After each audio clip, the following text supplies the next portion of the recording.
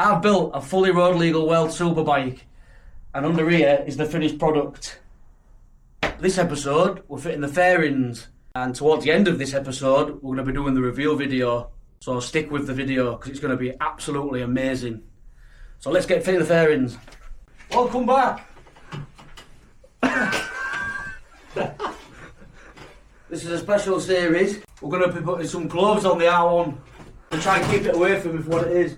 So these fairings, I'll be honest with you, were from China. There was 300 quid. For 300 quid, I'm pretty happy with them, and I hope you will be as well. So follow me and watch me put these on. That's wrong. Done. That's that bit done. No, right, so I think it's pretty straightforward to fit these, to be fair. It's just if the fitments of all, it might be a bit of fettling and whatnot, but a good reveal video. We're trying to work out what we're going to do to reveal the full bike in all its glory. Might need to do some cutting down here. Of what? These screws.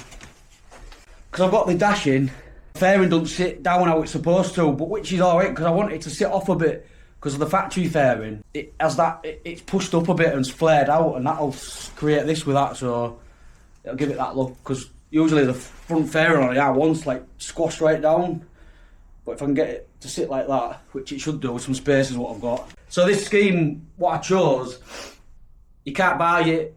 It was a one-off in 21 on the World Superbike. This is the World Superbike scheme. So since I saw it come out in 21 on the grid, I think it was Barcelona, just fell in love with it.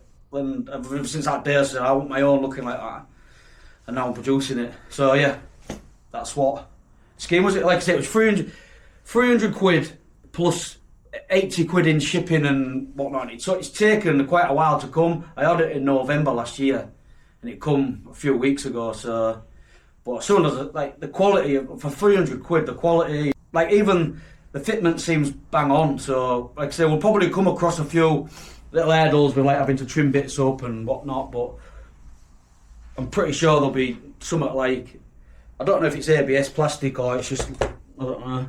And like I say, because of the dash, it's sort of, it won't sit flat as it's supposed to, but I want it to sit up a bit like that anyway, so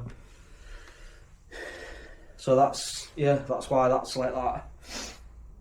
Right, let's go get some more presents. Right, you can see I've put a brand new set of Bridgestone Battle Axe RS11s on. I ran these tyres all last year, since I got the bike in February, all year. Did track nights, all sorts, and do you know what? There was absolutely amazing for me. I thought, you know, they give me plenty of feeling, plenty of grip. They never let go once. You know, I push his bike to the limit, and you know, I need that little bit more, I think. So I've gone for a 200 really this time because I'm getting to the edge of my 190, going right off the tyre. So I need that extra sidewall grip.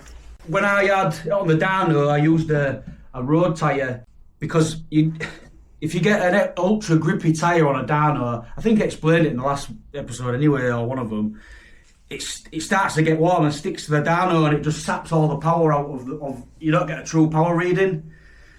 So the less grippy the bike tyre, it's not a fake way of producing power, it's actually how you get a true reading. But so yeah, so I knew also what power it made. Absolutely unbelievable power for an R1. Them SRS velocity stacks made the difference.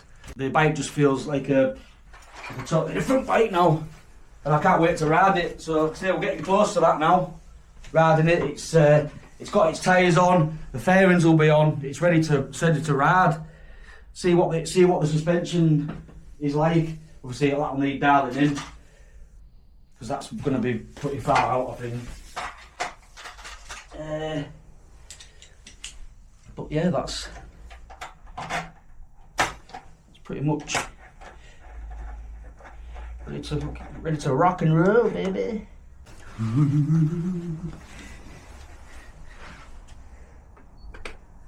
Can actually start to think I'm going to actually get out my bike at some point soon. Oh yeah.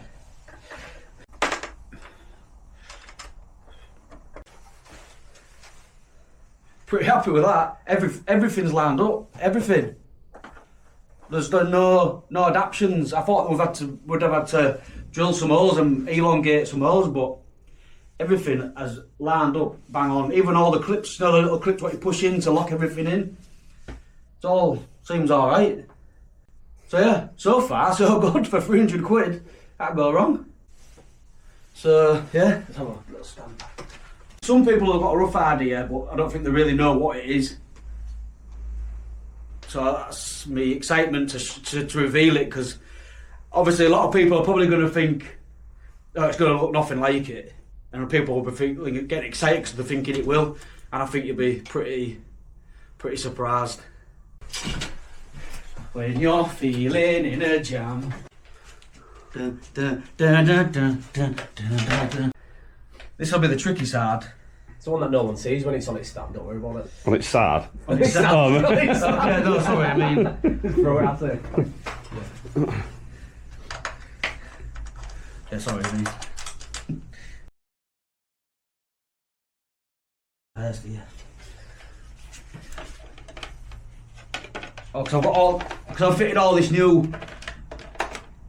new clutch. Oh, is this side going to be the problem side? I think it is. It's catching under there. Yeah. It's not pulled over far enough. What? It's not pulled over far enough. I know, but it won't, will it? Oh, yeah. There we go. The fairings, the issues. Yeah, here we go. And we're going to have to loosen some bolts off to get other bolts in. Because the worst thing you want to do is have them as tight as everything tight so it's right there on the bike. Take a minute. I know. Alright.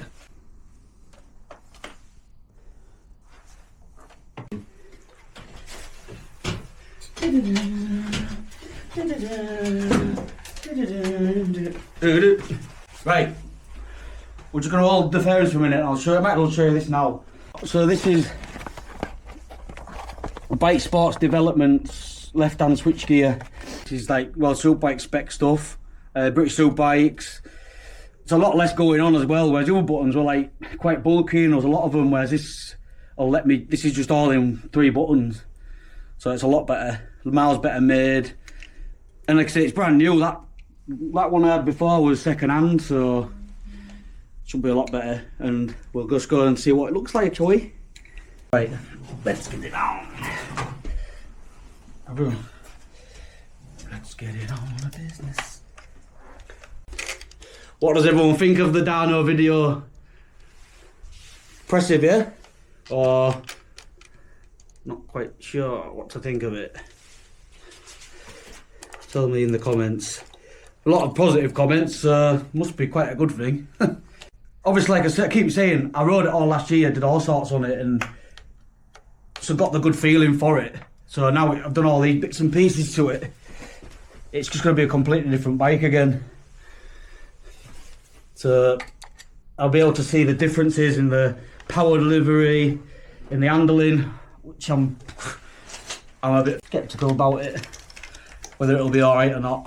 I can't see it being, I just can't see it being right from the off. It's going to need some fettling, so we'll get that sorted out. If it does feel mint, and it you know, and I'm like, bloody hell, that's fine, is that? To leave it. People are saying, oh yeah, but I don't know, like fast bloody track rider. I'm just a standard setting in a bike. What comes out the showroom was perfectly fine for me. So it'll be all right. Sound. So there's the new buttons. Yeah. So this is the problematic side, which isn't so bad, but some of the oars aren't ironed up. But I think it's because it's just tight over the front. It's pulled these fairings up ever so slightly at this side, but it's not bad. Looking alright. We'll stick the front mud guard on. And then the belly pan.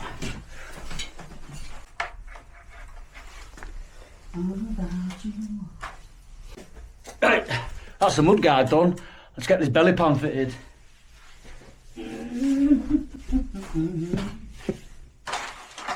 It's no good for my knees, isn't this?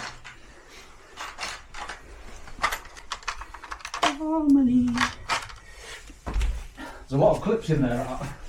That got put back on.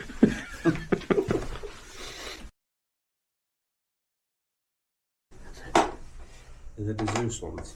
Yeah, this whole bike's fucking on the Zeus fasteners, so it's not too bad to... Sorry, because when you change the colour scheme in 2 weeks, you'll be real quick to swap it. Haha, yeah, such a joke, Eric. No, I definitely won't be changing this livery at all anytime soon. This is the one I've wanted for so long, and now I've got it the way I want it. It definitely will not be changing. I cannot wait to share it with you all. Right, that's that one. So, next thing, tank. Tank, baby, tank. Got there. Right, I'm going to do this one.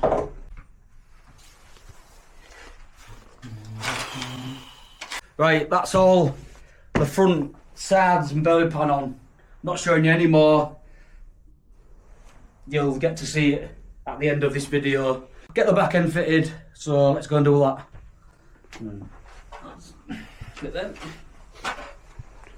Oh my god. So did we have to get the Dremel out? What? Did we have to get the Dremel? We didn't. We didn't have to get the Dremel. No Dremel needed. No Dremel needed. Unbelievable for a set of 300 quid fairings. Can't go wrong really, can you, at that? I thought it would have been well, properly hacking away, but we're not. It's been good.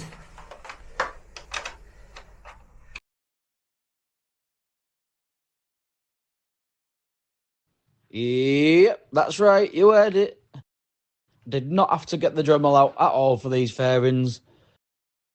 I think it's an age-old thing now with these Chinese fairings and the fitment and whatnot. You know, it used to be quite bad, but now the technology they got to make them, it's absolutely perfect, and it showed it with this set that I've got here. And we're just fitting up the last little bits now, so see you at the video. Panel? Yeah.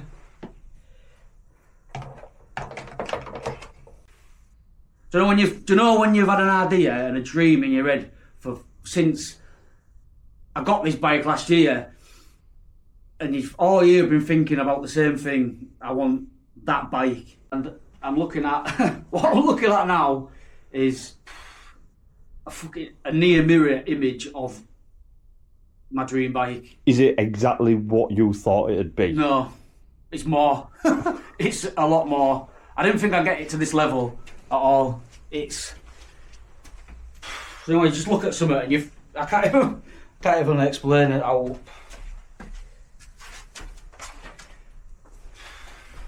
know, it's like the real bike's just sat here. It's like I've gone to Yamaha race team and bought the bike. To me, it looks like that, and I think I've done a pretty good job. Mission accomplished. Yeah, I'd have said mission accomplished and more. Yeah. If you thought you'd have got to this point a year ago, do you think you'd have got there? No, I don't. All I can say is thanks to my work for giving me a lot of overtime. So obviously people are going to be interested in how much this thing costs to build. So if there's anyone interested in that, please comment in the comments if anyone interested, and in another episode we'll reveal some prices if there's enough people. If there's enough people who are interested, which I'm pretty sure there will be.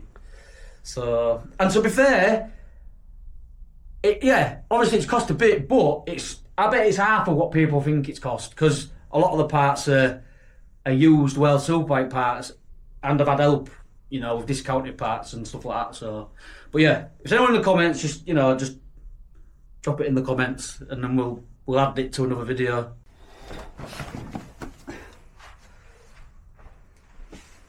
Right, that's all the fairings on. We've just had a step back to have a look at it. wow, that's all I can say. I think you'll be pretty impressed with what we've done here. We're going to reveal it in the next part of this video. But I think that's it for this episode. There's going to be loads more episodes, but I'll see you in the next clip. Watch out.